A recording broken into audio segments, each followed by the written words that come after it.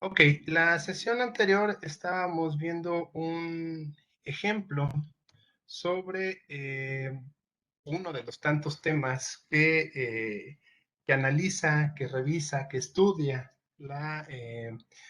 los economistas, ¿no? Que son temas pues de economía. Yo les ponía el ejemplo de los precios del petróleo. También, bueno, para retomar un poco el tema, les mencionaba que en esta gráfica, bueno, nosotros vemos el precio del petróleo de manera diaria, expresada de manera diaria en dólares, el precio del barril, desde 2005 hasta 2021, ¿no? Hasta la última fecha que se tiene de 2021, que debe de ser por ahí de marzo, de acuerdo con esta, bueno, con los datos que se obtuvieron, pues.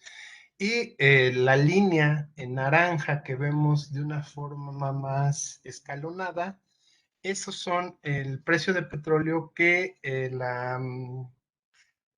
propio poder legislativo eh, prevé que va a tener el petróleo durante todo ese año, durante todo ese periodo. Por lo tanto, nosotros vemos que obviamente esta forma, esta proyección que en específico este Centro de Estudios de Finanzas Públicas del Poder Legislativo de México tiene, bueno, pues es constante, es horizontal, ¿no? O sea, como algo que se está planeando, pues por lo general esa proyección que se tiene siempre se va a tratar de mantener estable y pues con ¿cómo podríamos decirlo? De alguna forma un tanto práctica, pues por lo general ese precio que este centro de estudios estima, que esa es la palabra realmente, estima, queda casi siempre por debajo de lo que es el precio real del petróleo.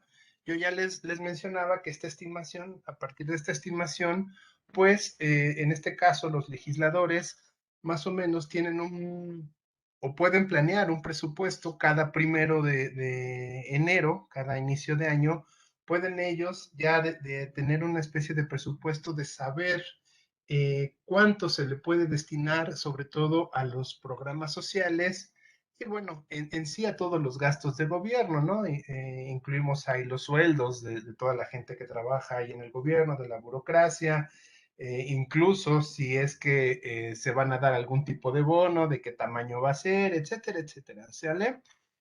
Todo eso lo deben de ver ellos justamente antes del 1 de enero para que justamente ya el día 1 de enero pues empiecen a arrancar los programas sociales, ¿no? Y todos los gastos que va a hacer el gobierno durante el año.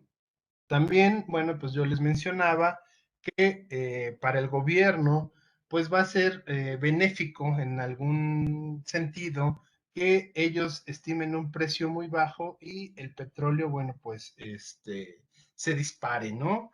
¿Eso por qué? Porque para ellos va a significar un ingreso sumamente mayor a lo que tenían previsto. Y hablando de buenas prácticas o del deber ser, pues podríamos nosotros suponer que esos incrementos en el precio del petróleo en relación a lo que se tenía estimado, pues deberían de reflejarse en incrementos en los programas, ¿no? En el apoyo a los programas sociales, porque eso es lo que debiera de ser. Ya la forma en cómo se aplica, bueno, pues a veces sí se cumple o a veces se cumple bajo ciertas circunstancias, ¿no? O por otras, bueno, pues pasa de largo. El problema, también analizábamos la sesión pasada, es cuando ocurre lo contrario, como en este punto, donde el precio del petróleo queda por debajo de lo que ellos estimaron. ¿Por qué? Porque quiere decir que ellos estimaban un gasto más grande y van a recibir menos dinero o están recibiendo menos dinero del que se tenía previsto. Y también, bueno, eso lo discutíamos la clase pasada y yo les mencionaba que por lo general, pues es eh, una de las primeras acciones que se tiene es acabar con lo que o reducir aquello que se considera lo menos importante, ¿no? por lo general es cuando ocurren despidos, cuando se corre a la gente que está trabajando en la burocracia, en las oficinas, por ejemplo, o muchas veces, bueno, pues tiene que cortarse de tajo, ¿no? Algún programa o reducir el programa, si era a lo mejor un programa nacional, deja de ser un programa nacional y se vuelve solamente un programa regional, ¿no? O en el peor de los casos, pues, pues se suspende. Y esa es la forma en la cual, pues, están trabajando en este ejemplo los legisladores, ¿no? Bueno, también hablábamos de este caso que fue un caso pues que prácticamente no se había vivido, por lo menos no en lo que podríamos decir esta época contemporánea, donde el precio del petróleo incluso se fue a cifras negativas, ¿no? Si nosotros lo viéramos así de una manera muy simplista, diríamos que, por ejemplo, el petróleo llegó a los menos $5 por barril. Eso, así de una forma muy simplista, tendríamos que entender que entonces quien produce el barril tendría que pagarle a la persona $5 por llevárselo, que bueno, ya en la práctica eso se fue corrigiendo con ciertos contratos que se tenían hechos previamente justamente para evitar este tipo de situaciones. Y también les comentaba que en el caso de México, pues a lo mejor no fue tan fuerte esa caída porque se tenía un seguro, ¿no? Justamente para el precio del petróleo y cuando se rebasó ese precio, cuando se cayó más de lo que se tenía pactado, pues se tuvieron que hacer uso justamente de este tipo de seguros y quien tuvo que pagar todos esos diferenciales, esas diferencias que existieron entre el precio real y el precio que estaba asegurado, pues fueron las propias aseguradoras, ¿no? Y bueno, lo que veíamos entonces es que justamente la economía, pues una de las tantas cosas que va a hacer es preguntarse o hacerse al menos tres preguntas, que eran qué producir, ¿cuáles eran las otras dos? ¿Alguien me puede ayudar? Es qué, cómo y para qué, ¿no? ¿Qué producir? ¿Cómo producir? ¿Y para quién producir? ¿No? Eso, Son perdón. por lo menos las tres básicas. Ya, si ustedes revisan otros libros, puede ser que se encuentren más preguntas que van, pues, muy de la mano, ¿no? Hay unos que ponen cuándo, hay otros que ponen dónde, pero yo creo que toda la bibliografía está de acuerdo en al menos esas tres preguntas. Y en este caso, pues es lo mismo, ¿no? Con los precios del petróleo. O sea, ¿qué producir? Si tú eres un país productor de petróleo, como podría ser México, como podría ser, pues incluso Venezuela o los países árabes, pues ahí la pregunta es, ¿qué producir? ¿No? Y otra pregunta, ¿para quién? ¿Para quién producir? ¿O en qué momento producir? Obviamente, pues cuando los precios están altos, los productores estarán motivados a producir porque saben que es conveniente o en el caso a lo mejor muy, como puede ser en el caso mexicano, pues también de cierta manera se puede controlar cuánto producir, ¿no? O cuántos barriles extraer. Sabemos que hay mínimos y máximos, pero pues obviamente cuando el precio del petróleo está muy alto, pues todo mundo, bueno, todo mundo que produce petróleo quiere venderlo, aprovechando que el precio es alto y que va a haber quien lo compre. Y cuando el precio es bajo, bueno, pues lo que buscarán es dejar de producirlo. ¿Sale? Eh, Tomando entonces como referencia el incremento en el precio del petróleo, si nosotros teníamos el que producir, bueno, aquellos países que no son productores de petróleo, que no tienen el petróleo, pero lo necesitan para realizar ciertas actividades o ciertos bienes que requieren, pues ellos lo que van a buscar es producir productos que requieran menos petróleo. Por ejemplo, En el caso de Estados Unidos, que también es productor de petróleo, pero se dedica más bien a importar petróleo de todo el mundo, pues cuando ve que el precio sube, ese petróleo lo utiliza generalmente para crear plásticos, distinto tipo de polímeros. Bueno, pues lo que ellos van a hacer es que eso los va a motivar entonces a buscar alguna forma de crear nuevos plásticos que requieran menos petróleo. Y si se puede, buscar a lo mejor algún sustituto del petróleo que sea más barato y que les pueda dar algún material que sea muy parecido al plástico que necesitan o al polímero que necesitan. O como ocurrió en la década de los 70s e incluso parte de los 80s, también me parece que yo les había comentado que justamente había ocurrido algo así, ¿no? El petróleo subió mucho su precio, países como México y Arabia pues estaban muy emocionados porque le vendíamos petróleo más caro a Estados Unidos y la respuesta que tuvo Estados Unidos pues, pues fue en el caso, por ejemplo, de las gasolinas, que sabemos que es un derivado del petróleo, pues fue más bien crear carros que requirieran menos gasolina que la que en ese tiempo utilizaba un automóvil de 8 cilindros, ¿no? Entonces, de los 8 cilindros, poco a poco lo lograron bajar a 6 y hoy en día la mayoría de los automóviles pues ya son automóviles que funcionan con 4 cilindros. Hablando de los automóviles, obviamente, que funcionan con gasolina. ¿Sale? Igual, con eso entonces tendríamos unos ejemplos de qué producir. ¿Cómo producir? Esa sería a veces la pregunta más difícil.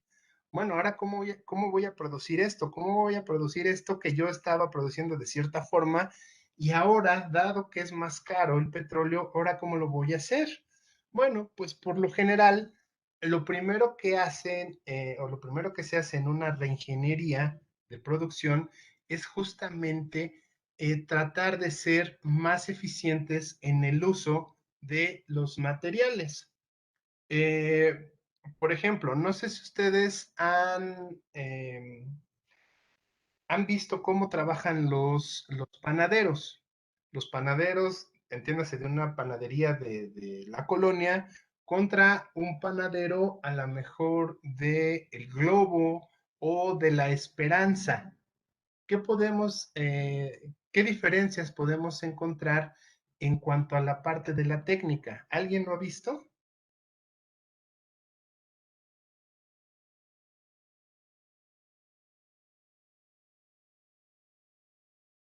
¿No? ¿Se podría decir que afecta todo eso en el aprovechamiento de los materiales? Ok, se afecta el aprovechamiento de los Porque, materiales. por ejemplo, los materiales que utilizan panadero, por ejemplo, pequeño, por decirse así, son, obviamente, si quiere cubrir todos los aspectos, son mucha variedad. A comparación de una panadería como el Globo, puede cubrir o tiene la solvencia para cubrir todos los aspectos y como producen en masa, aprovechan casi a la perfección todos sus recursos, bueno, todo lo que utilizan, por decirse así. Ok. ¿Y han visto la técnica, las herramientas que usan, etcétera, etcétera, entre uno y otro? ¿Qué diferencias encontramos? Podría ser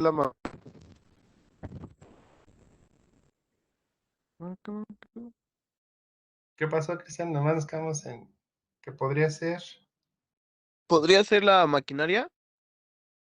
Ok, la Por, maquinaria. sí, porque en una, digamos, en una panadería grande usan maquinaria pues más pesada que no tan manual. En cambio, en una panadería chica podrían ser, no sé, a lo mejor el horno y uno que otro instrumento, pero casi todo se basa. ¿Qué pedo? ¿Qué pedo? Sí, te vimos.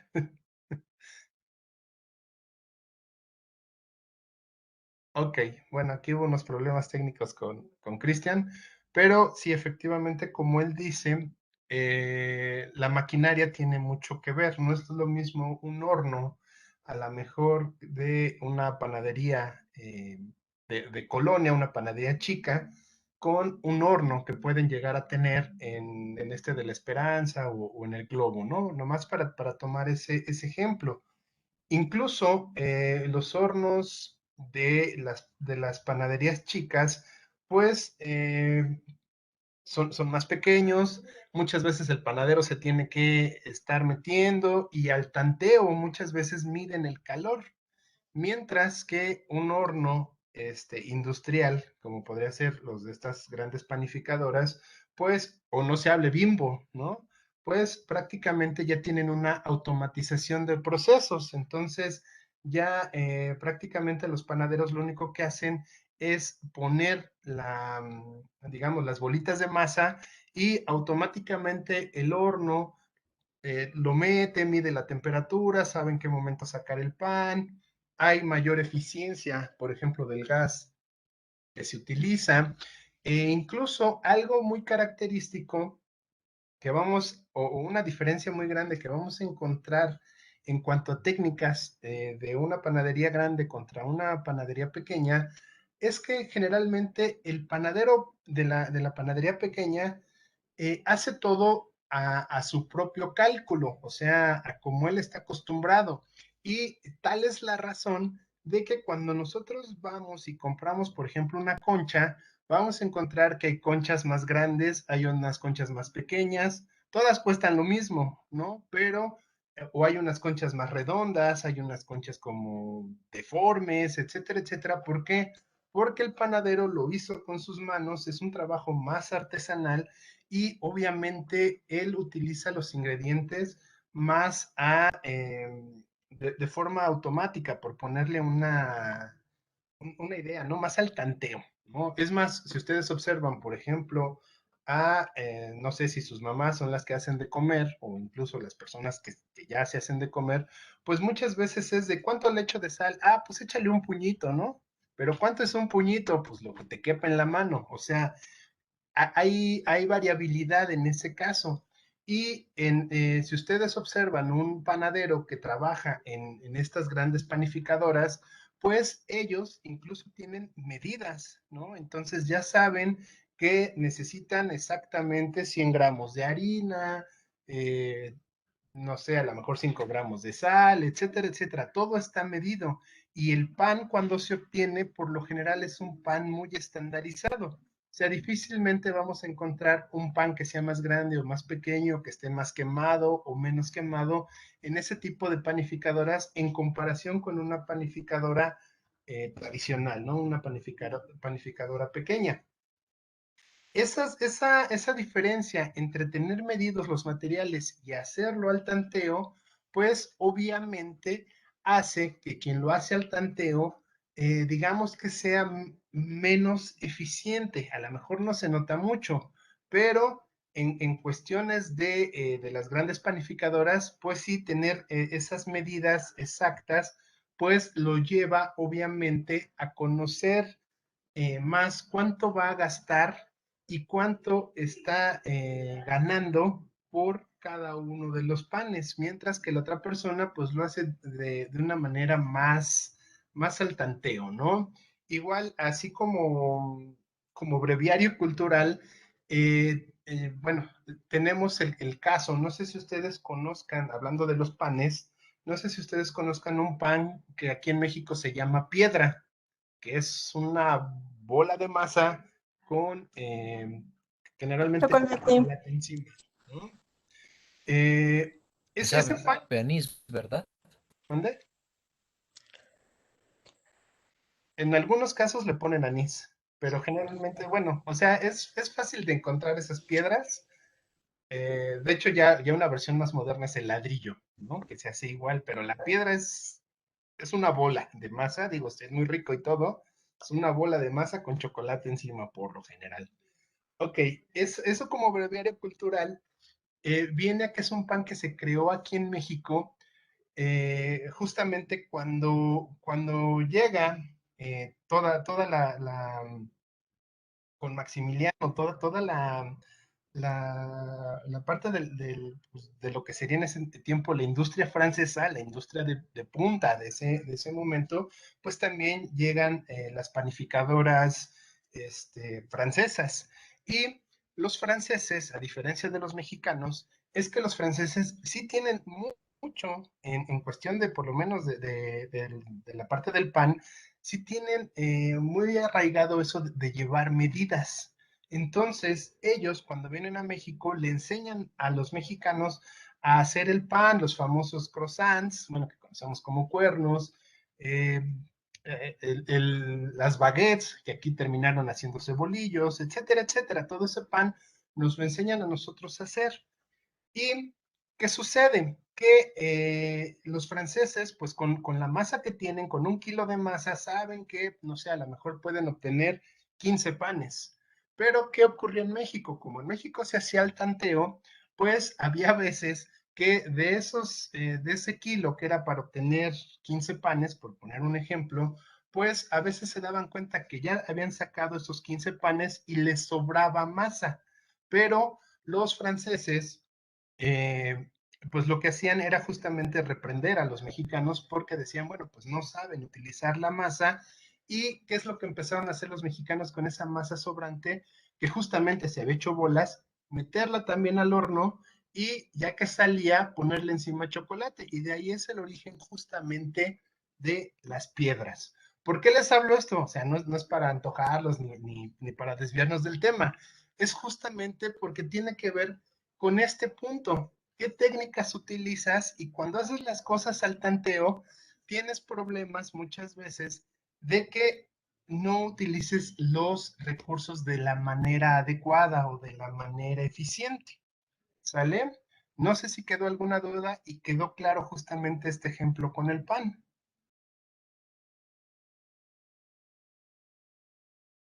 Sí, profe. Claro. Yo creo que no hay problema. Ok. Bueno, pues entonces, justamente esa es una de las cuestiones o de las preguntas, pues muchas veces, no sé si más difíciles, pero a lo mejor sí más complejas de contestar en economía. Bueno, ¿y ahora cómo vamos a producir? Recordemos que también tenemos el concepto de la escasez, ¿no? Cada vez hay más necesidades y cada vez hay menos recursos. Entonces, quiere decir que cada vez debemos de ser más eficientes. De hecho, hoy en día, pues las grandes empresas pues están muy enfocadas justamente a esa parte de la eficiencia, ¿no? Ser eficientes, tratar de utilizar los recursos de la mejor manera posible y evitar el desperdicio o evitar la merma, como se llega a conocer en ese argot, ¿no? La merma de productos. Y otra pregunta, retomando el caso del petróleo, es, pues, ¿para quién voy a producir? Cuando yo soy el productor, obviamente.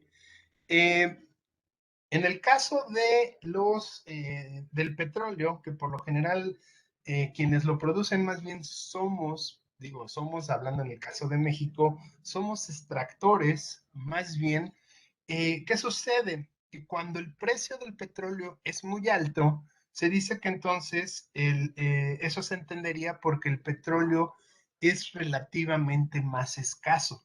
O sea, cuando hay menos petróleo y está la misma cantidad de gente demandando ese petróleo, pues lo primero que surge es un incremento en el precio del petróleo. Y quienes lo producen, digamos, o se le dice que tienen poder de mercado. ¿Qué quiere decir? Que ellos dicen, bueno, yo lo produzco y como yo soy el único que lo produce o somos pocos los que lo producimos, nos podemos poner de acuerdo y entonces ese poder de mercado a mí me va a permitir decir si lo vendo o me lo quedo y en caso de venderlo, ¿a quién se lo voy a vender? Y cuando se lo venda, ese poder de mercado me va a poder a mí permitir decir, ok, lo voy a vender, pero además lo voy a vender a este precio, si quieres, si no, ahí hay otros que me lo van a comprar, pero eso es justamente el poder de mercado que tiene. ¿Por qué? Porque hay mucha gente demandándolo y hay poco petróleo para ofrecer. Y el caso contrario, ¿no? Si el precio del petróleo disminuyera, pues entonces ocurre lo contrario, ¿no? Pues entonces hay mucho petróleo y el productor va a tener que estar bajando el precio y va a tener que estarlo ofreciendo, ¿no?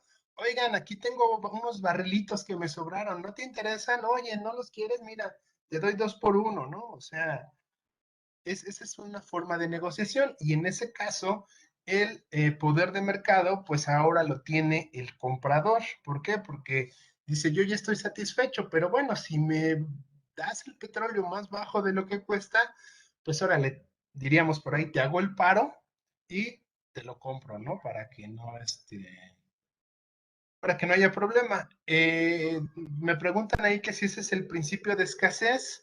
Pues el principio de escasez, bueno, tiene que ver con el principio de escasez, pero el principio de escasez como tal, así puramente, es que los recursos son escasos, todos los recursos son escasos. Y si no son escasos, que era lo que también les comentaba en un principio, si los recursos no son escasos, entonces no debieran de ser estudiados. Pero bueno, eso es algo que a mí no me termina de convencer, ¿no? Porque la escasez es muy relativa, pero bueno, ese sería el principio de escasez. En este caso, aprovechándose justamente del principio de escasez, es que surge lo que les comento, el famoso poder de mercado, ¿no? Y ese poder de mercado, pues le va a decir a los productores a quién le van a producir o para quién voy a producir. Para mí mismo, para alguien más, para nadie. También esa puede ser la respuesta, ¿no? O sea, por ejemplo, pues hoy en día el papel carbón ya casi no se utiliza, ¿no? El papel que se utilizaba en las máquinas de escribir, pues en su momento se decía, bueno, ¿para quién lo voy a producir? Para las oficinas, para el gobierno, etcétera, etcétera.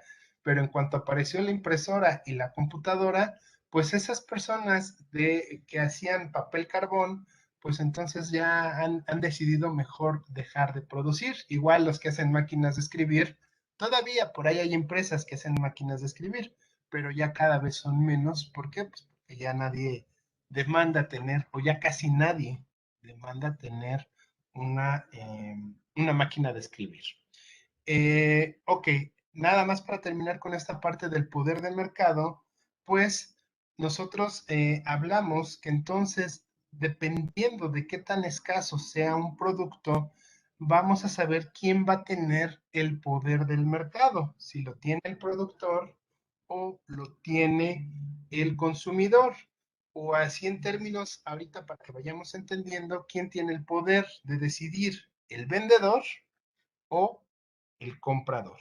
¿Sale? Y siempre va a estar esta pelea. ¿Hasta aquí alguna duda que tengan? ¿Algún comentario? ¿Alguna aportación? Ok, avanzamos entonces. En este caso, bueno, más bien en esta gráfica que estamos viendo en pantalla, tenemos una comparación en porcentajes. Del lado izquierdo, la cantidad en porcentajes de personas que existen en el mundo de acuerdo a su estrato social o a su nivel socioeconómico, dividiéndolo en tres grandes grupos, que serían los pobres, los de ingresos medios y los ricos. ¿Sale? Esta población mundial, de acuerdo a los datos del propio Banco Mundial, nos dice que aproximadamente en el mundo existen el 60% de las personas que existen en el mundo son considerados pobres. Y del 60 al casi 85, o sea, sería por ahí un 25% de la población se considera población de ingresos medios y pues ya un poco más, el 15% aproximadamente de la población es la que se considera rica. ¿Sale? Esa es la relación de la población en todo el mundo. Mientras que del lado derecho tenemos algo que se conoce como PIB. una palabra que es muy utilizada por los economistas. ¿Alguien sabe qué quiere decir PIB y qué es el PIB? Yo, A ver, te escuchamos. bueno, PIB es el Producto Interno Bruto, ¿no? Ajá. ¿Y qué es? ¿Se podría decir que es el ingreso que entra a cada país? ¿Se puede decir? No, no es muy exacto, pero más o menos, pero no es en sí el... Ah, Es como se mide la riqueza de cada país. ¿El qué, perdón? Es como se mide la riqueza del país. La riqueza de cada país. Bueno, ya nos vamos acercando. Algunos autores lo consideran eso. Ok, por ahí ¿Serían oí los, alguna compañera. Ay, perdón. serían los bienes y servicios que produce un país en un cierto tiempo o no? Los bienes y servicios que produce un país en un periodo. Ok, también esa es una de las definiciones del PIB. Ok, por ahí hay Valor una compañera. total, el valor total de lo que de lo que produce un país. El valor total de lo que produce un país. Ok, también es una de las definiciones que encontramos de PIB. Ok, bueno, ya nos hicieron favor de darnos una definición que pareciera que son cosas muy lejanas entre hablar de riqueza, entre lo que se produjo, entre los bienes y servicios, ¿no? O sea, como que es todo y, o sea, ¿cómo es posible que sea todo si aparentemente es tan distinto? Ok, ¿qué es el PIB? Vamos a tratar de entenderlo. El PIB, en efecto, hoy en día es justamente, como bien mencionó uno de sus compañeros, todos los bienes y servicios que se producen dentro de un país, sin importar el capital, o sea, sin importar si lo hizo una compañía mexicana, si lo hizo una compañía española, ¿sí? Todos los bienes y servicios que se crearon en un país dentro de un año. O sea, ahí se va llevando la contabilidad de, por ejemplo, todos los zapatos, todas las Coca-Colas, todas las computadoras, todas las televisiones, todo lo que se haya hecho en México, bueno, en el caso de nosotros, todo lo que se haya hecho en México durante un año es justamente el Producto Interno Bruto. Quiere decir que entonces cada año se está llevando justamente esta contabilidad.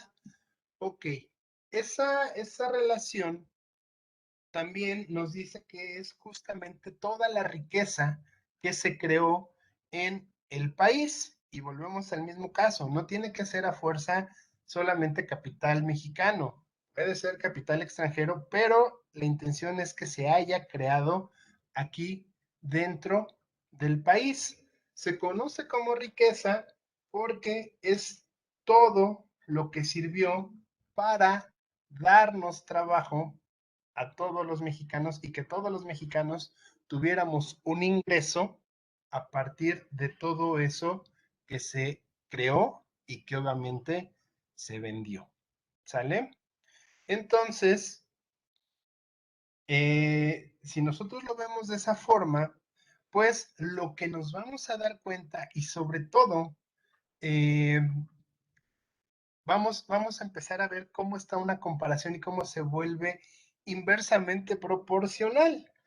Si nosotros vemos esta área gris que representa al 15% de la población, que serían los más ricos, quiere decir que esos ricos poseen, está del 20 al 100, pues el 15% de la población posee el 80% de todo lo que se produce en el mundo.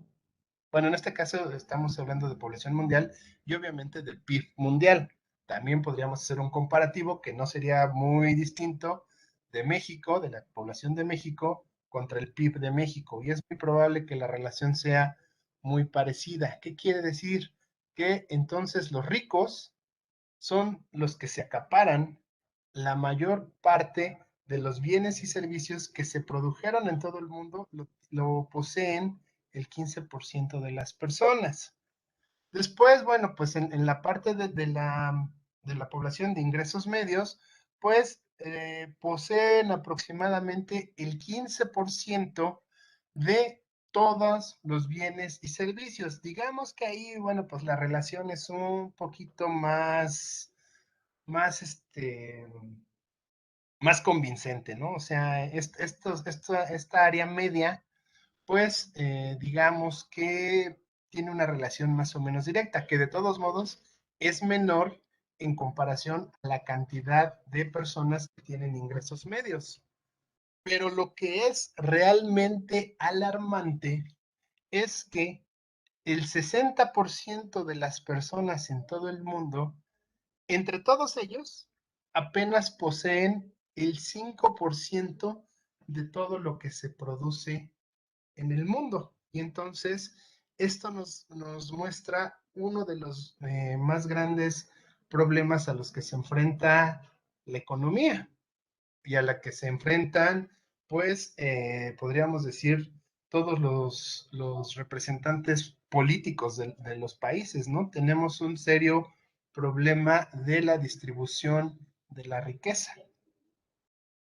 ¿Por qué? Porque estas personas, pues prácticamente poseen la mayoría de esa riqueza. Y estos, pues, tienen que hacerse bolas entre ellos justamente con la menor cantidad de recursos. Por eso podemos entender entonces justamente este principio de escasez. Que les repito, esta gráfica es de todo el mundo, pero en el caso de México, yo podría asegurar que la relación es muy parecida, ¿no? Incluso a lo mejor podríamos ver que en el caso de México, después de la situación de pandemia, esta franja de ingresos medios se ve reducida y más bien la parte de población pobre es la que empieza a sustituir esta franja, ¿no? Hacerse más grande la de pobres y hacerse menor la de ingresos medios. Y los ricos por lo general se mantienen siempre en esa situación. ¿Alguna duda con esta gráfica?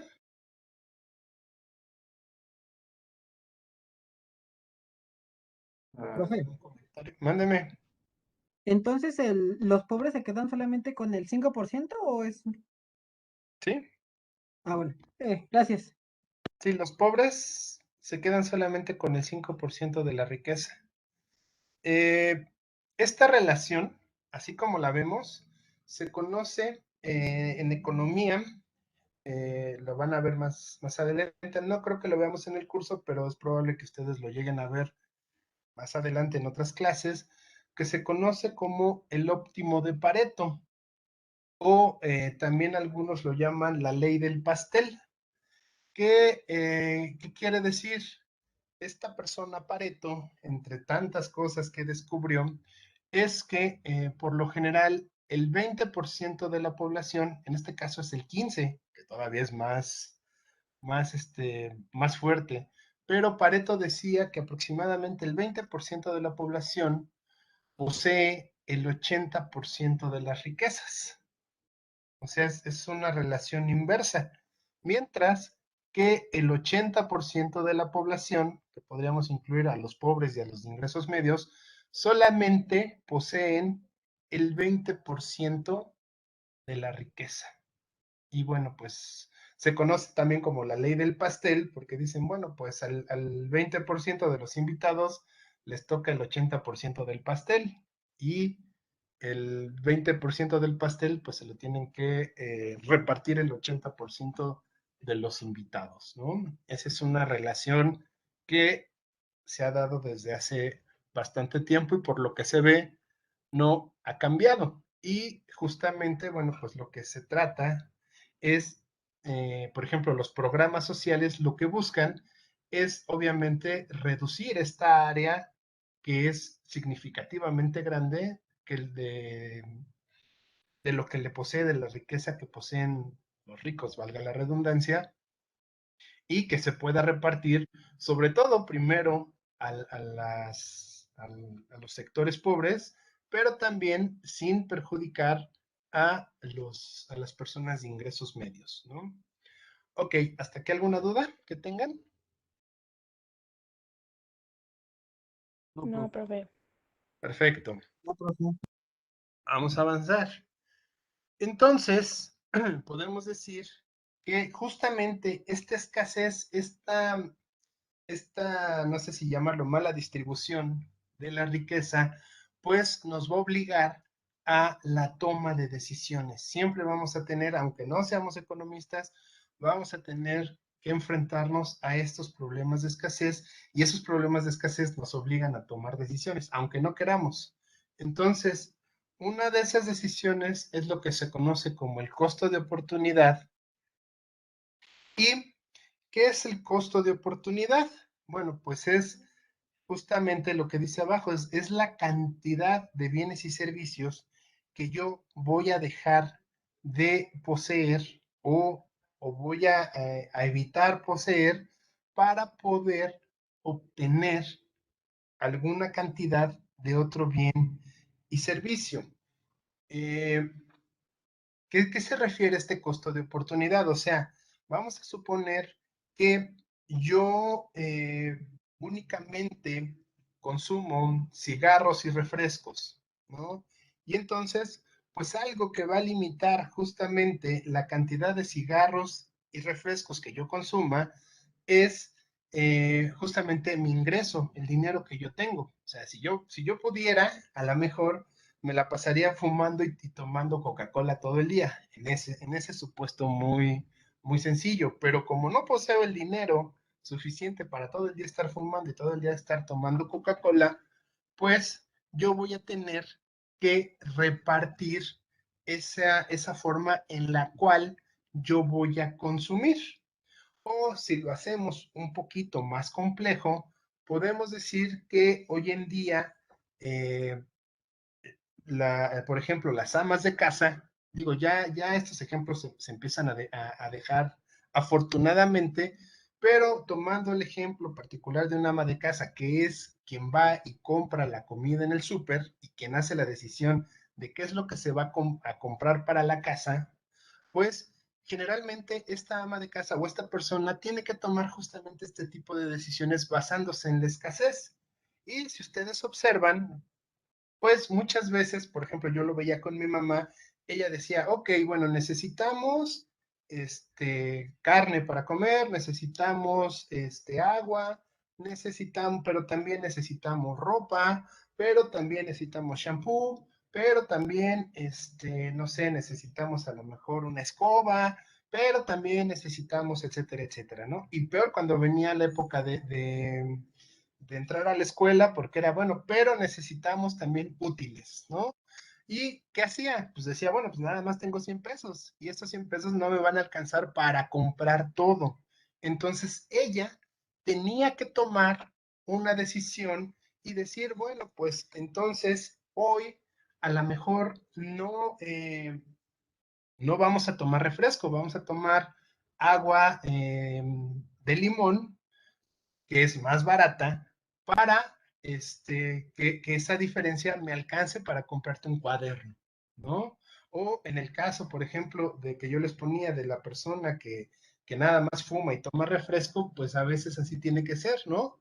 ¿Qué quieres? ¿Comprarte una cajetilla o comprarte más refrescos, ¿no? O sea, ¿qué es lo que vas a querer? Siempre estamos tomando esa decisión y siempre vamos a tener que estar buscando lo que nosotros consideramos lo mejor en ese momento, que hay que dejarlo en claro. Aquí hay un factor. No quiere decir que porque hoy haya preferido comprarme una coca en vez de comprarme una cajetilla de cigarros, mañana no tome la decisión opuesta. Van a ser costos de oportunidad distintos. ¿Y de qué se va a depender esos costos de oportunidad? Justamente muchas veces de factores externos. Volvamos al ejemplo de los cigarros y la Coca-Cola. Por ejemplo, si yo, no sé, me fui a caminar al centro y estuvo haciendo mucho calor y no pude subirme al metro y me regresé caminando a mi casa, pues lo más probable es que yo prefiera comprarme una Coca-Cola para quitarme la sed que comprarme un cigarro que probablemente me dé más sed, ¿sale? Ese es un costo de oportunidad que yo estoy teniendo. Estoy dejando de comprar cigarros para poder adquirir esa Coca-Cola. Pero ¿qué pasa si, por ejemplo, la situación es que yo estoy en una montaña, es de noche, está haciendo frío y no sirve la calefacción? Bueno, pues entonces a lo mejor ahí lo que yo necesito es calentarme y pues lo más probable es que a lo mejor pudiera yo preferir comprar una cajetilla de cigarros en vez de comprar una Coca-Cola. No sé si queda claro estos ejemplos. Yo sé que suenan un tanto simplones, pero lo que yo quiero expresarles para no meternos en mucho rollo, es justamente lo que significa el costo de oportunidad y sacrificar un bien por otro. ¿Sí queda claro esta parte? Sí, Profe. Ok, bueno, ¿alguna duda, algún comentario que tengan esto que hemos visto ahorita? yo, por No, ejemplo, profe. en la prepa o el primer semestre en administración, había Ajá. checado o habíamos tenido igual la materia de economía y viéndolo desde un enfoque un poquito más social, nos decía el profe que realmente uno de los problemas que tenemos, por ejemplo, aquí en México, es que en efecto tenemos programas sociales y demás, pero estos programas sociales se realizan en base a encuestas que se hacen para saber cuáles son las necesidades de la población, a cuánto asciende la población que necesita esta ayuda y realmente la forma de pensar que tenemos. Muchas veces te preguntan, ¿cómo te consideras? Y la mayoría de las personas contestamos clase media, cuando realmente si te pones a ver las características de una clase media y comparas con lo que es ahora sí que una población marginada, y realmente te das cuenta que no estamos en una clase media, muchas veces la mayor parte de la población realmente está en una situación de pobreza y realmente tratamos a lo mejor de romantizar un poquito este tema y decimos, ¿sabes qué? Pues yo soy clase media o media alta, cuando realmente pues no es así. Ok, bueno, sí, bueno, gracias por la aportación. Sí, efectivamente, hablar de estratos sociales, de clases medias, clases ricas, es más, incluso con los propios ricos, ¿no? Eh, es complicado, es complicado la percepción de una persona en cuanto a su situación, eh, porque, bueno, e incluso para cuando se hacen estudios, pues muchos estudios dejan, ¿cómo decirlo?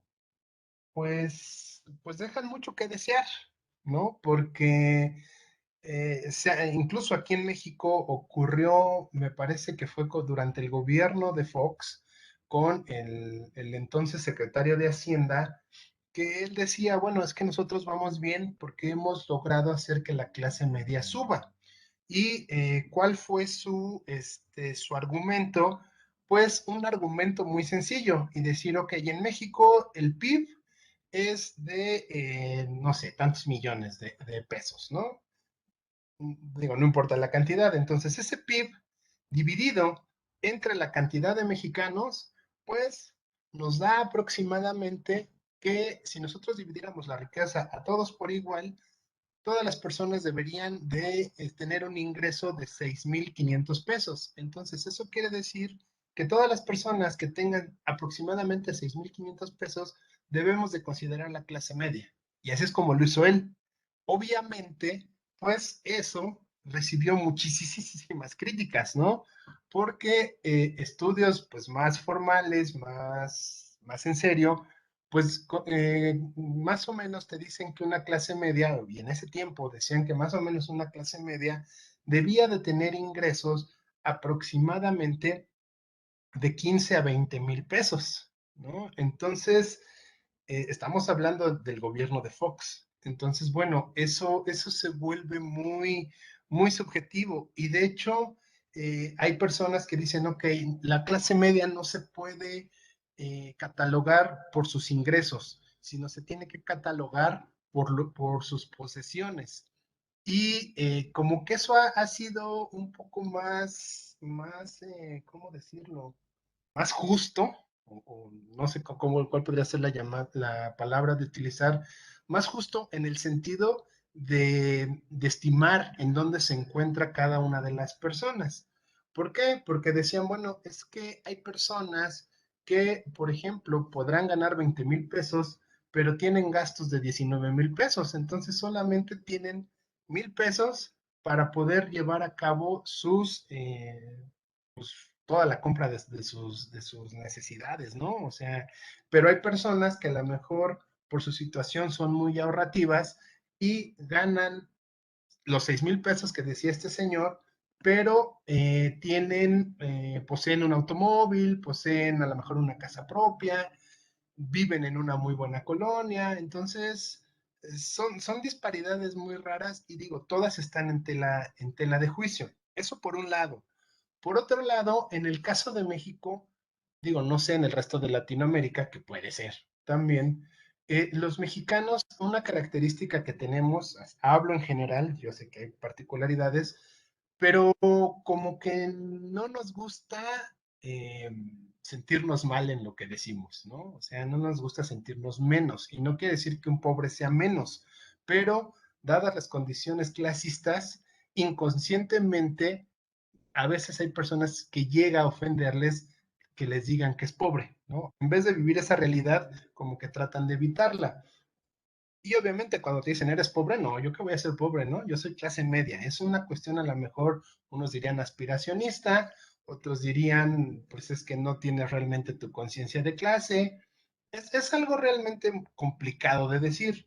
¿Por qué les digo esto? Porque justamente también alguna vez me tocó revisar una encuesta de felicidad que realiza, me parece que es la OCDE o la OCDE, como le quieran llamar, y esa encuesta de felicidad ve qué tan feliz es la gente en cada uno de los países. Y algo muy sorprendente que salió una vez en una encuesta de hace como unos 10 años es que Finlandia era el país más feliz y después de Finlandia le seguía México.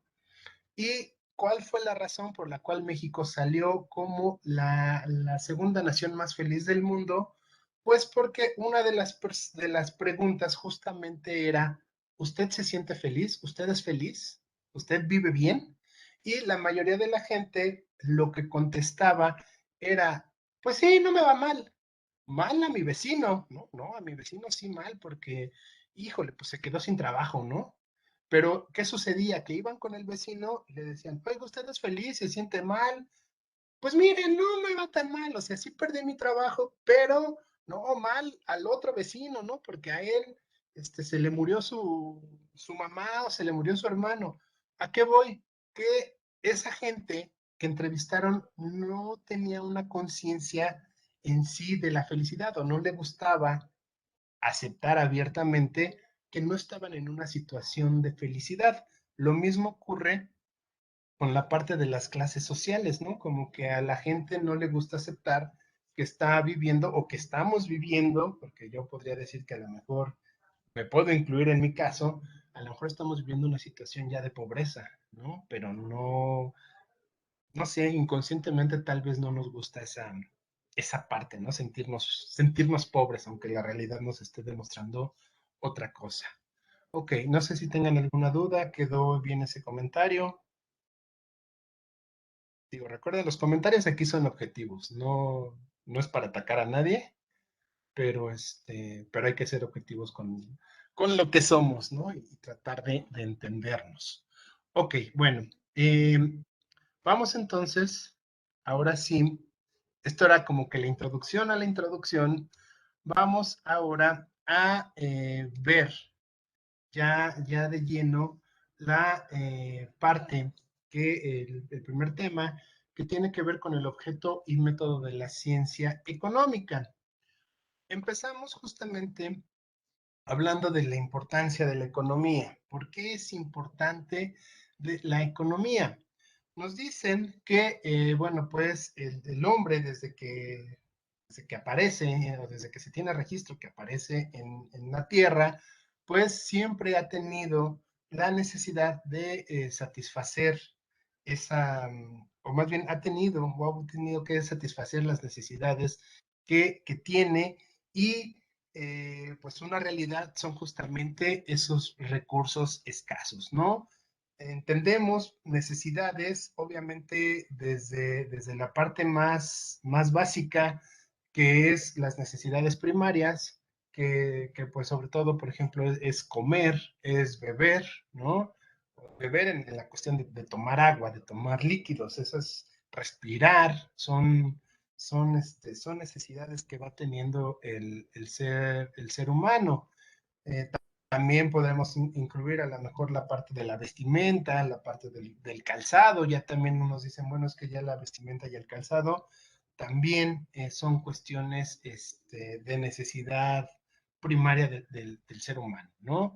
Y bueno, pues ya conforme el ser humano va avanzando en el tiempo, pues las necesidades empiezan a volver secundarias, terciarias, o diría yo, más complejas, ¿no? Hasta el día de hoy, de que ya incluso sentimos la necesidad de tener un teléfono celular de cierta marca, ¿no? O sea, antes era, bueno, pues yo tengo la necesidad de hablar con alguien, ahora ya las necesidades incluso son de yo tengo la necesidad de tener un iPhone, pero no cualquier iPhone. Yo tengo la necesidad de tener un iPhone de 256 gigas y que sea el iPhone 24 y que tenga cámara de no sé qué, ¿sale? Entonces, bueno, pues esas necesidades cada vez se han ido haciendo más complejas, más sofisticadas, pero continuamos con el mismo problema o con el mismo dilema, que los recursos existentes son recursos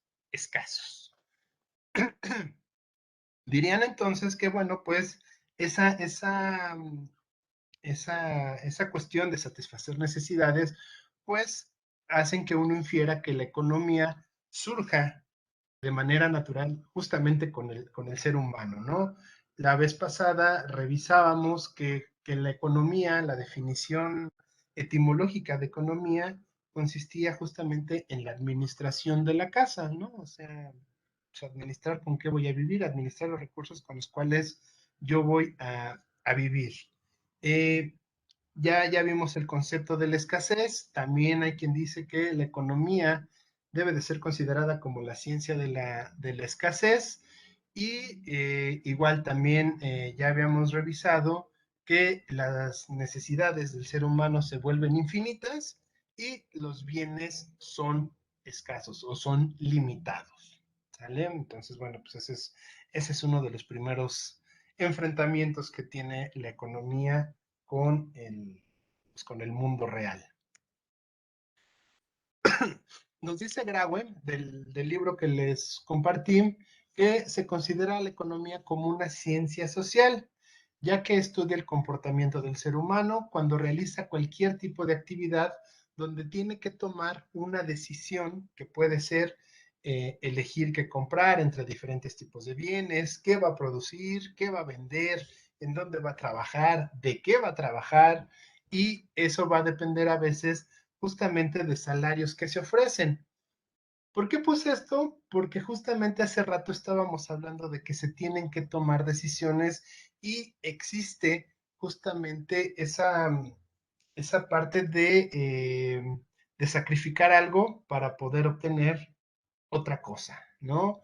Hay teóricos de la economía que nos dicen que, por ejemplo, una persona cuando está ante una situación de trabajar, pues tiene que sacrificar justamente su ocio a cambio de tener un trabajo y con ese trabajo tener un salario que le permita poder comprar todos los bienes y servicios que necesita.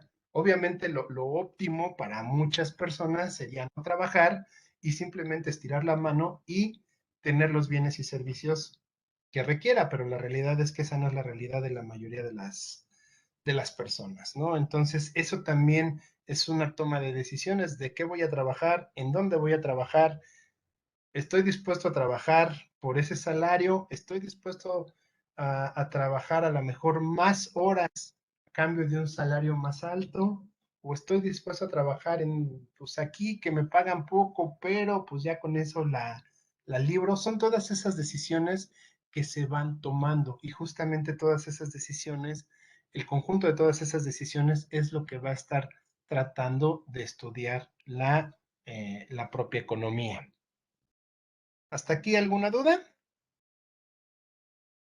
Bueno, avanzamos entonces. Ok. Hoy en día, esto de la economía como ciencia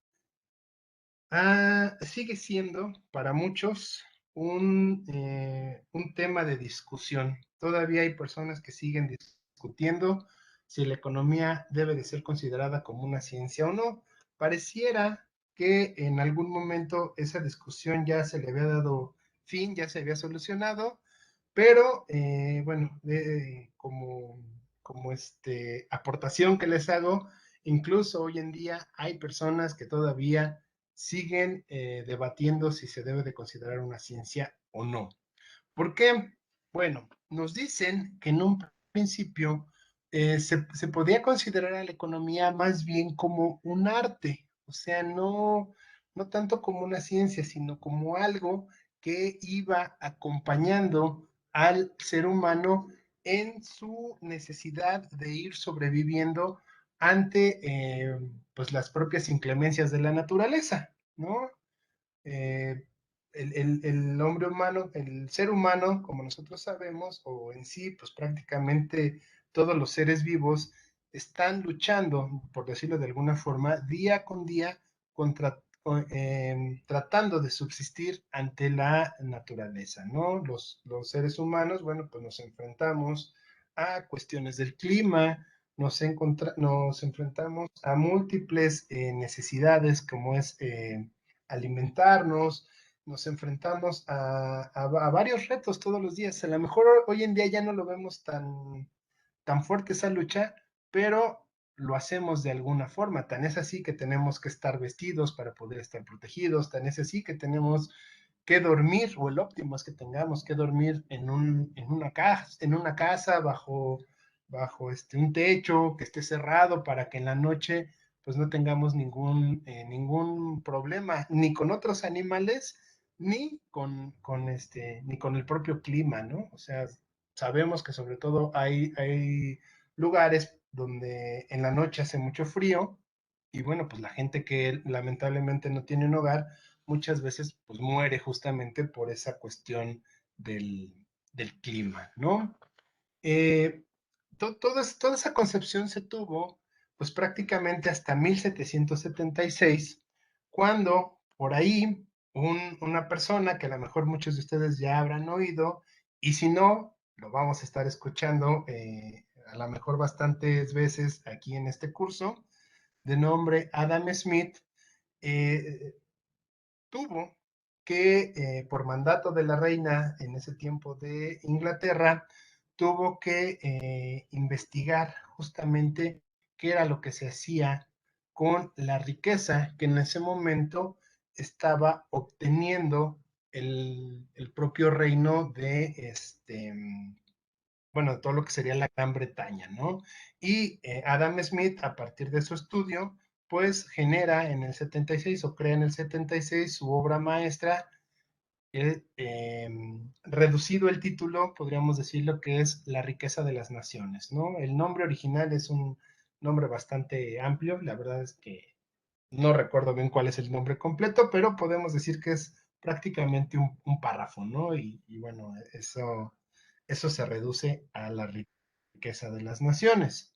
Ok, a partir de que Adam Smith publica La riqueza de las naciones, bueno, pues indirectamente Adam Smith ya logra hacer que la economía pueda ser considerada una ciencia.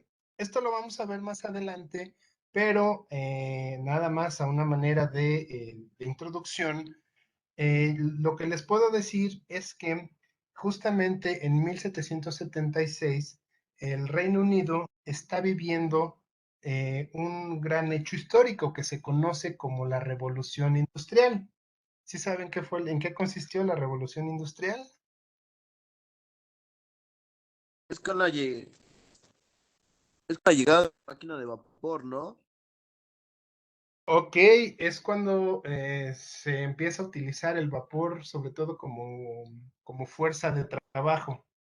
Ya empiezan a sustituirse el trabajo que anteriormente realizaban animales de carga, como podrían ser mulas, como podrían ser bueyes, o incluso las propias personas, ¿no? Ya se empiezan a generar las primeras máquinas, empieza a darse lo que se conoce como producción en serie, o sea, ya se empieza a dejar de un lado la alfarería y ya empiezan a existir máquinas que permiten o que facilitan la creación de un mismo producto de manera reproducible, ¿no? O sea, ya no está un alfarero haciendo una vasija y hasta que termina de hacer una vasija hace la otra. Ya gracias a esta revolución industrial ya es posible que el trabajo se puedan estar haciendo de manera continua, a lo mejor vasijas o a lo mejor pues lo que se llegara a necesitar, ¿no? Y justamente quienes empiezan toda esta parte de la revolución industrial son justamente pues todo el Reino Unido y en ese momento pues la reina no tiene control, no sabe pues qué es lo que está sucediendo, ¿no? Y algo sobre todo que es lo que está detrás de todo esto, que es lo que le interesa a la mayoría de los gobiernos, incluso hoy en día, es, bueno, ¿y ahora cómo voy a cobrar impuestos? Antes yo cobraba impuestos por, pues por lo que yo veía que más o menos ganaba el alfarero, pero si ahora ya se están creando talleres o pequeñas fábricas, ahora cómo les voy a cobrar impuestos, ahora dónde está el asunto, ¿no? Ahora, pues, de qué forma me voy a hacer rica, ¿no? Y justamente Adam Smith, que pertenece al séquito de intelectuales de la reina, pues es el encargado de investigar cómo se está llevando a cabo en cuanto a técnicas y a uso justamente de maquinaria, cómo se está llevando ahora la producción y de qué manera se puede ser más productivo y obviamente de qué manera se puede ser más rico, ¿no? ¿Por qué? Porque anteriormente también la riqueza era considerada de manera muy subjetiva. Había personas que decían que la riqueza dependía de la cantidad de oro, bueno, de metales preciosos en general y de joyas que poseía una nación. Pero había otras personas que decían, no, la riqueza va a tener que ver justamente con la cantidad por ejemplo, de producción de, agrícola que tú tengas, la cantidad no sé, de frijoles que tengas en cuanto a toneladas y que puedas producir, bueno, pues entonces eso te hace más rico. Y la reina no sabía qué tan rica era, entre otras cosas, ni cuántos impuestos iba a cobrar. Entonces le dice a Adam Smith, bueno, pues yo necesito que tú investigues eso y nos digas qué tan bien estamos posicionados. Hay que recordar que también estos países europeos, también ya estaban en una competencia, bueno, ya estaban más bien terminando esa competencia de conquistar sobre todo la región de América, algunas partes de Asia, algunas partes de África, y sabemos que también existió una competencia entre el Reino de Inglaterra o el Reino Unido y la corona española, ¿no? Y obviamente la corona española, pues aparentemente se estaba volviendo más rica porque había conseguido sobre todo mucha plata de México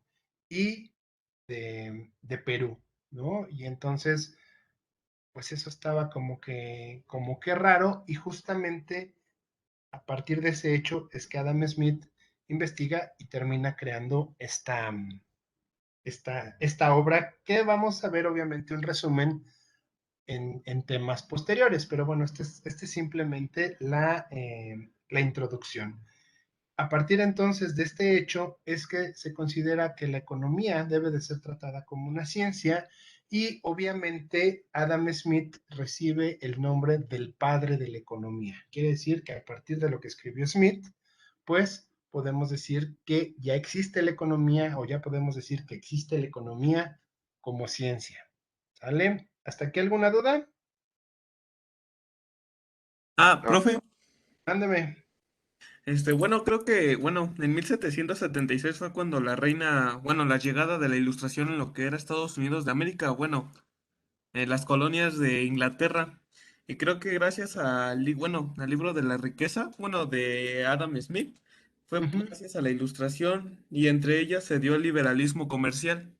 Sí, ¿no? A ver, espérenme tanto, aquí lo tengo. Sí, el liberalismo comercial.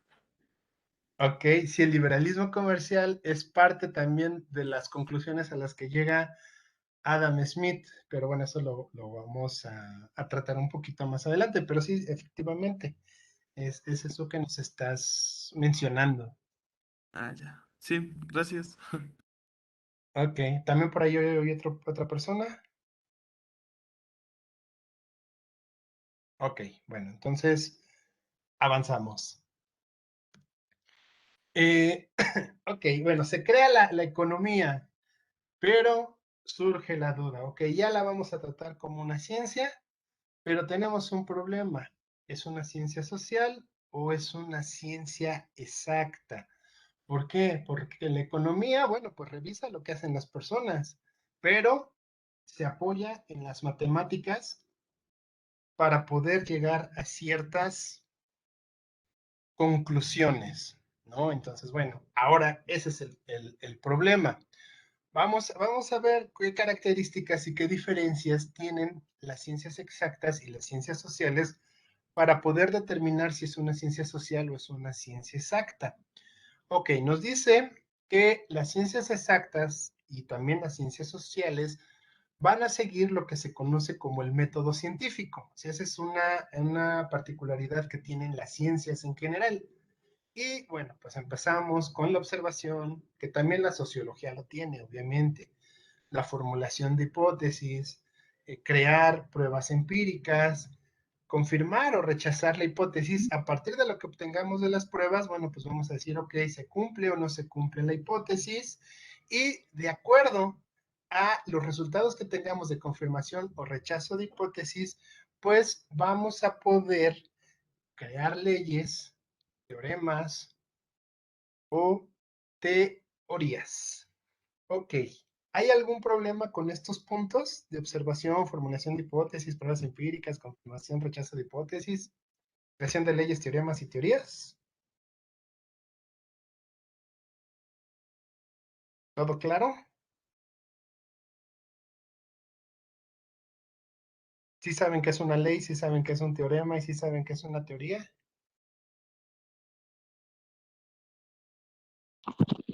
Yo no sé qué es un teorema. Ok. El teorema, por lo general, siempre se va a aplicar a cuestiones matemáticas, digo, por lo general. Eso está basado en lo que se conocen como axiomas o como cosas que ya damos como una verdad. ¿Qué quiere decir? Por ejemplo, el teorema, un teorema podría ser que yo sé que uno más uno va a ser 2. Yo no necesito comprobarlo. ¿Por qué? Porque ya todo mundo estamos dando como cierto que uno más uno va a ser 2. No necesito ninguna comprobación. Es como una especie de verdad que todos damos por entendido. Y eso les digo, aplica mucho sobre todo en las matemáticas. Entonces, el teorema de Pitágoras, que es para saber cuánto vale la hipotenusa, se basa en la medición justamente de los catetos, ¿no? Y nos dicen, ok, si un cateto mide tanto y el otro cateto mide tanto, bueno, pues entonces la suma de esos catetos al cuadrado es igual a la hipotenusa al cuadrado. No lo necesitamos comprobar, o sea, sabemos que efectivamente esa suma de los catetos al cuadrado va a ser igual a la hipotenusa al cuadrado porque podemos hacer la operación matemática, pero lo que no ponemos en tela de juicio es que la operación matemática esté bien hecha, porque todos decimos que una suma siempre se va a resolver de esa forma. Eso es un teorema. En el caso, por ejemplo, de una ley, las leyes por lo general tienen que ver con cuestiones de biología o de física, como la ley de la gravedad.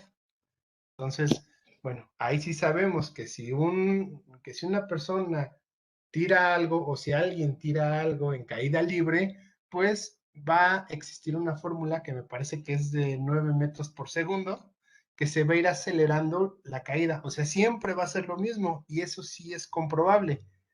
Yo no importa si estoy en la Latino, si estoy en la azotea de mi casa, si estoy parado, si yo dejo caer algo, la velocidad a la cual cae es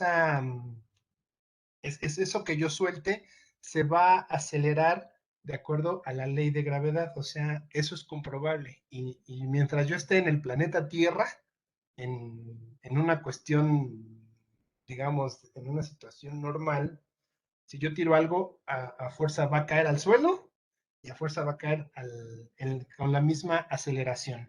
¿Sale?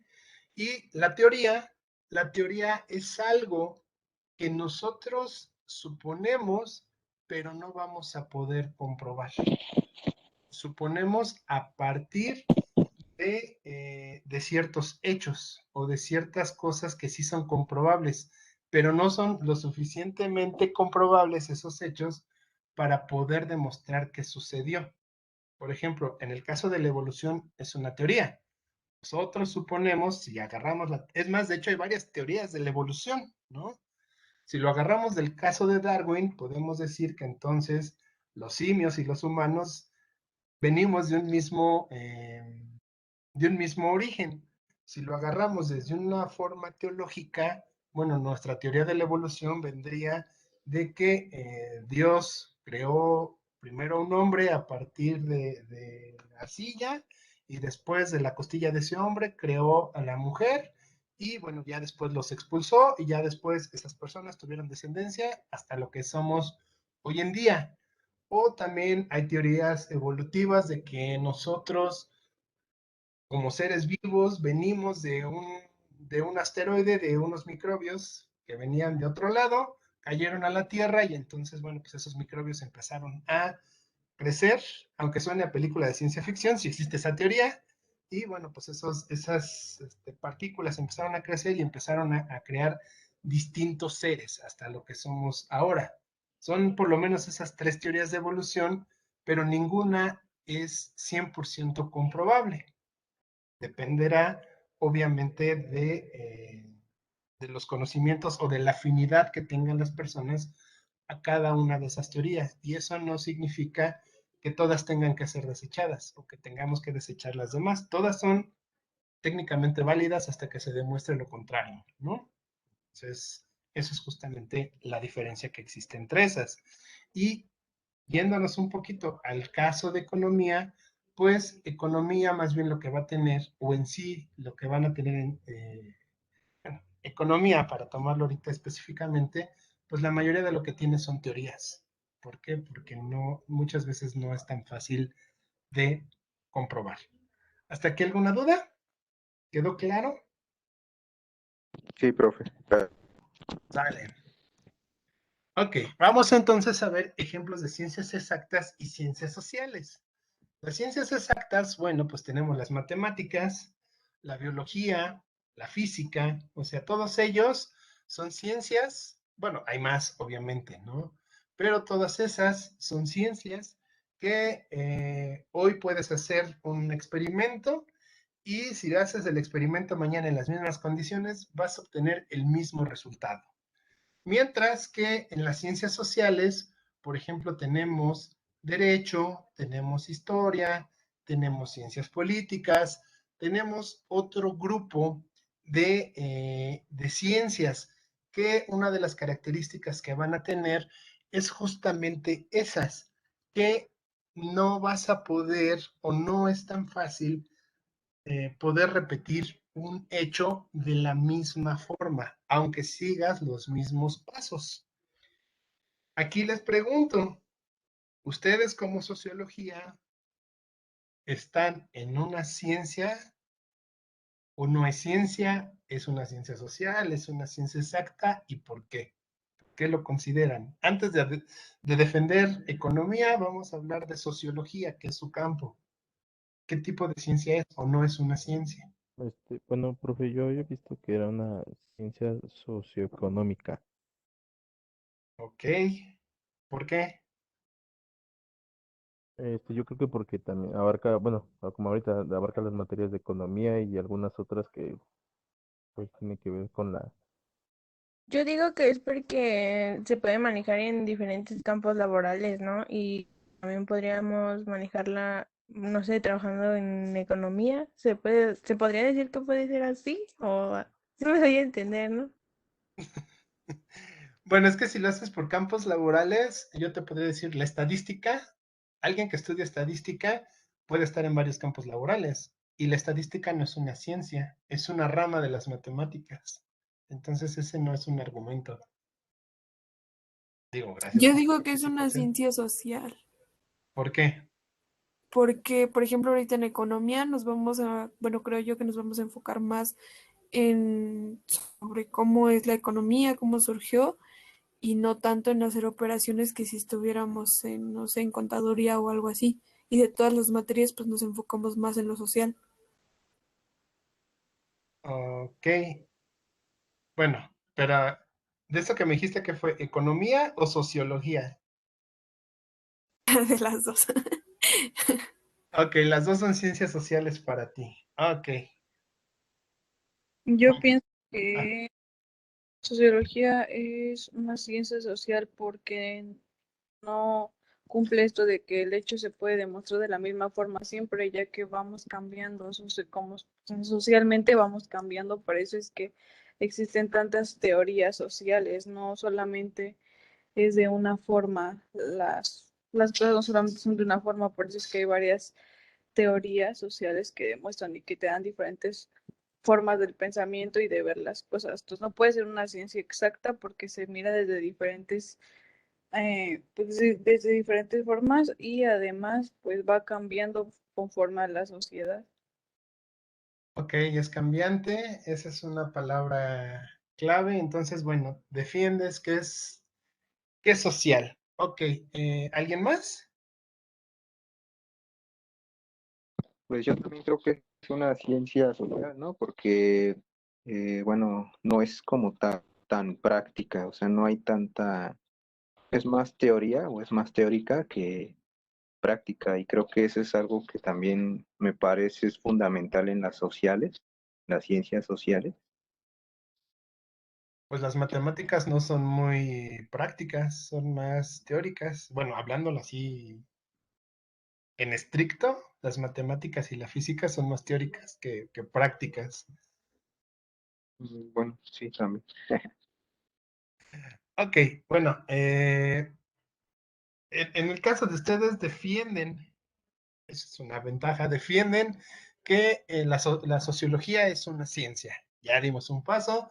También tenemos una concepción de que la sociología se considera una ciencia social.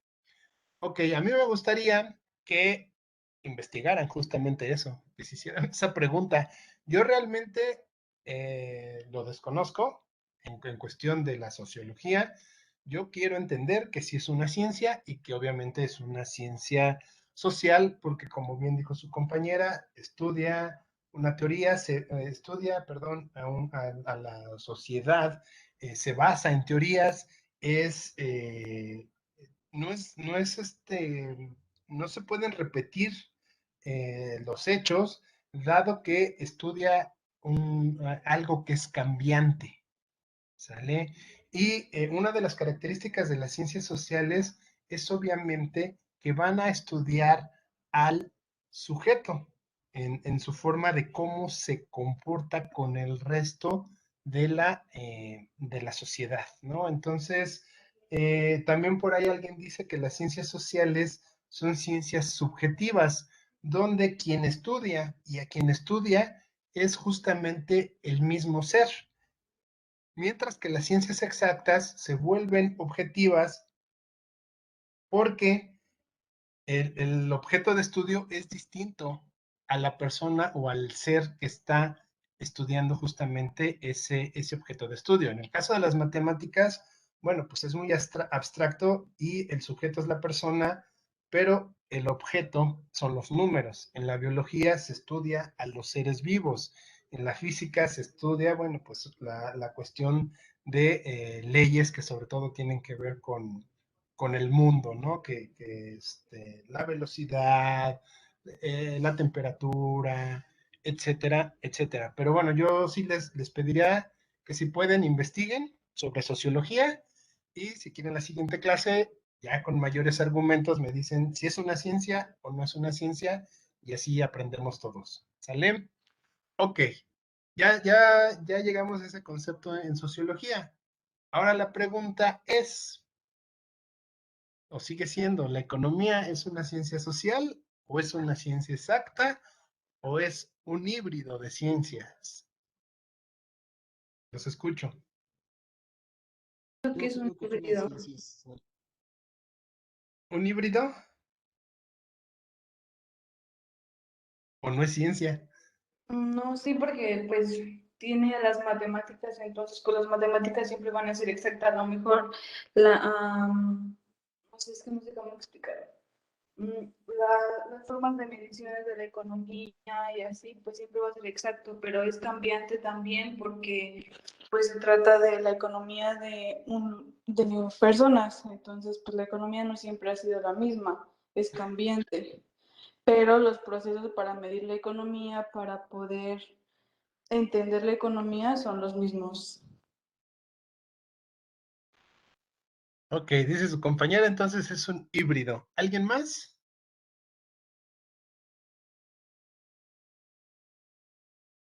Bueno, vamos a avanzar y vamos a ver qué dicen.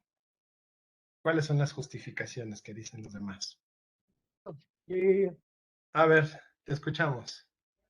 Pero pues también o sea, la parte de las matemáticas no es exclusiva de los economistas, o sea, también otro tipo de científicos sociales las manejamos, o sea, no a lo mejor al grado de cálculo y derivadas como lo llevan en esa carrera, pero pues yo creo que ninguna ciencia se salva, ¿no? Todas podrían ser como híbridas, porque al final de cuentas las ciencias duras, o sea, los biólogos, los matemáticos buscan el bienestar o progresar para la sociedad, entonces creo que podría, o sea, la ciencia no se limita solamente a ser dura o social, no sé si me doy a entender. Eh, ok, ya nos dijiste que todas son ciencias, pero sí, digo, lo que hay que evitar es estar peleándonos, ¿no? Nada, que una es mejor que la otra, eso me queda claro. Y por lo general los que están en las exactas, pues son los que más tratan de defender que sus ciencias sí son ciencias y las ciencias sociales no pueden ser consideradas ciencias, ¿no? Eh, pero bueno, pues no sé, a la conclusión que llego es que entonces me dices que la economía debería ser tratada como una ciencia social, dado que hay otras ciencias sociales que también utilizan matemáticas, a lo mejor no al grado de la economía, pero sí la utilizan. ¿Va por ahí la idea? Sí. Ah, ok, bueno, vamos a ver qué dicen entonces. Nos dice justamente, bueno, lo que les venía mencionando, las ciencias exactas, la característica que tienen es que pueden realizar varias veces el mismo experimento y siempre van a obtener los mismos resultados, ¿no? Esa es una ventaja. Si yo, no sé, incluso en química, prendo gas, siempre se va a prender, ¿no? Si yo le acerco una flama a algo que tenga gas, va a prender. Si yo a una planta, le echo agua, le doy sol, etcétera, etcétera, los cuidados, va a crecer.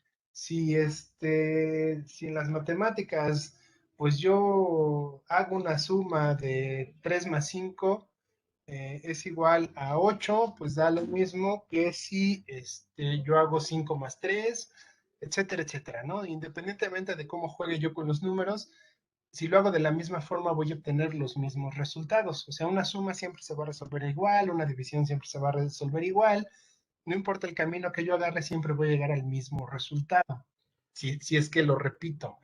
Esa es una característica. Mientras que las ciencias sociales, bueno, lo que va a hacer es que en sí las ciencias sociales, digamos que ahí la ciencia se va a dividir en varios campos de estudio, pero una característica que tiene es que todo ese abanico en el cual se puede partir las ciencias sociales, entre todos, en su totalidad, van a explicarnos el comportamiento del ser humano.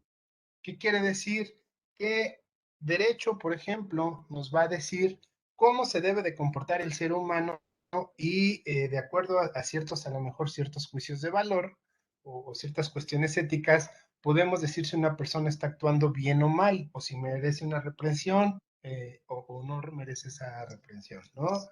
En el caso, por ejemplo, de sociología, que yo considero que sí es una ciencia, pues nos explica cómo han sido las sociedades, cómo han ido evolucionando, qué características tienen, qué diferencias, qué, etcétera, etcétera, ¿no? ¿Qué otras teníamos por acá? Historia, bueno, historia también, ¿no? Historia, lo que nos ha explicado es cómo, o lo que trata de explicarnos es cómo ha ido cambiando el ser humano desde que se tiene conocimiento de su existencia, ¿no? O sea, desde que era un cavernícola hasta el día de hoy que estamos en lo que se conoce como la era digital. Y también por ahí dicen que quien no conoce su historia está condenado a repetirla, ¿no? Lo que le pasó a Napoleón, lo que le pasó a Hitler en su momento. Entonces, y bueno, pues a lo mejor lo que nos pasa a nosotros los mexicanos, ¿no? Que no entendemos ciertas cosas o no entendemos muy bien la historia y vemos que cosas que ocurrieron hace tiempo están volviendo a ocurrir ahora o ocurrieron en sexenios anteriores, etcétera, etcétera, ¿no? ¿Y qué característica o qué diferencia más bien tienen las ciencias sociales con respecto a las ciencias exactas? Nos va a decir que, bueno, las ciencias sociales, a diferencia de las ciencias exactas, es que no van a contar con un laboratorio y no pueden tener una situación controlada en la cual tú puedas realizar un experimento. O sea, por ejemplo, si vas a estudiar sobre la Revolución Cubana, bueno, pues fue un hecho, una situación, un momento histórico, muchas variables que estuvieron ahí o muchos hechos que estuvieron ahí en conjunto que dieron la Revolución Cubana. Y hoy en día no podríamos volver a representar la Revolución Cubana o la independencia de México, ¿no? O sea, es prácticamente imposible que nosotros podamos tener las mismas condiciones que se tenían en la época de la independencia de México y poderlas replicar el día de hoy para obtener un resultado exactamente igual al que se tenía en esa época, ¿no? Y otra cuestión que tenemos, otra diferencia que tenemos las ciencias sociales o que tienen las ciencias sociales con respecto a las ciencias duras es el grado de precisión en el cual se van a expresar los resultados. Por lo general, en las ciencias sociales siempre vamos a tener ciertos redondeos, ciertas aproximaciones, o sea, vamos a llegar a ciertas interpretaciones. Digamos que nuestros resultados o los resultados en ciencias sociales son más interpretativos, mientras que en las ciencias duras el resultado siempre es el mismo, ¿no? O sea, en matemáticas, si tú sumas 2 más 2, siempre va a ser 4. No hay casi 4, no va a cambiar a 5. O en química, si tú acercas una flama al gas, siempre se va a prender, o sea, siempre va a ser el resultado.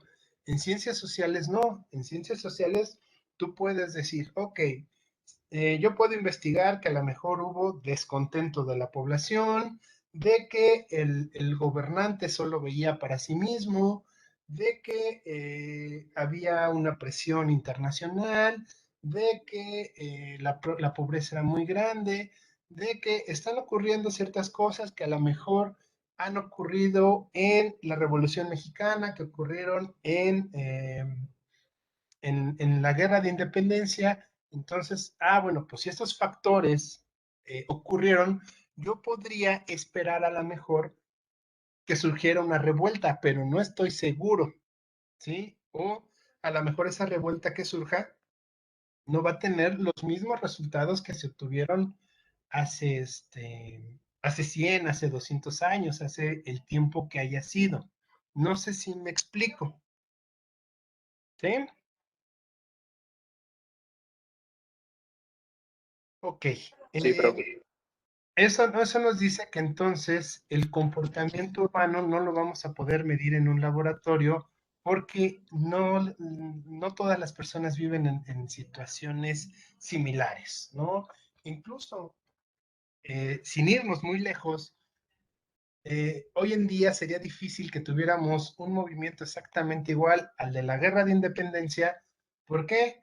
Porque en la Guerra de Independencia fue algo muy representativo justamente el hecho de que un sacerdote, un representante de la iglesia, que además tomó como estandarte a la Virgen, pues logró en ese momento hacer conciencia de la gente. ¿Por qué? Porque ese simbolismo representaba mucho en ese tiempo para la gente de ese tiempo. Pero si hoy en día el cardenal de aquí de México agarra un estandarte de la Virgen de Guadalupe y se dice, vamos a hacer una revolución, difícilmente la gente lo va a seguir. ¿Por qué? Porque eso ya no representa lo mismo que en su momento lo representó en la época de la independencia, ¿no? Entonces, son situaciones, o por ejemplo en la Revolución Cubana. Bueno, pues en la Revolución Cubana estaba de moda hablar del comunismo, de hablar de las personas, pero no sé si hoy en día alguna persona, algún cubano que llegara ahora a Cuba y les dijera, vamos a hacer una revolución que sea comunista, pues no sé si lo seguirían. Yo creo que no. ¿Por qué? Porque ya vivieron a lo mejor de mal manera, a lo mejor un pseudo comunismo, pero ya vivieron esa parte y los resultados que obtuvieron, pues no fueron del todo favorables. ¿Sale? Entonces, esas son características que tienen las ciencias sociales. Podemos medio tratar de adivinar qué es lo que va a pasar, pero no podemos dar resultados claros en las ciencias sociales. Ok, de lo anterior, entonces, esta discusión que se tenía, pues concluyó que la economía es una ciencia social. ¿Por qué? Porque lo que va a tratar de hacer es entender el comportamiento humano y tratar de dar resultados a partir de los estudios que hagan. Efectivamente, una característica que tiene la economía es que se acerca mucho a las ciencias exactas, depende mucho de las ciencias exactas para poderle dar mayor fortaleza a los argumentos o a las conclusiones que obtienen. Por eso dicen que la economía es la más dura de las ciencias blandas, porque justamente va a retomar sobre todo mucho de la estadística ya avanzada, pues es lo que hoy en día genera los modelos económicos que tenemos hoy en día, ¿no? Y tratamos de realizar predicciones en economía a partir justamente de estos modelos estadísticos, de estos modelos económicos, que se conocen más bien como modelos econométricos y que ya obviamente requieren matemáticas más, más duras y más avanzadas. ¿Sale? ¿Alguna duda, algún comentario que tengan? ¿Nos convencí o no los convencí de que la economía es una ciencia social?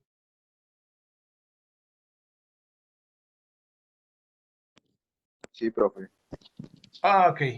Entonces, bueno, esto es lo que ahorita nosotros vamos a tomar como una verdad. Digo, no vamos a entrar en mayor detalle, nada más como breviario cultural lo que les puedo comentar es que hoy en día se sigue este debate.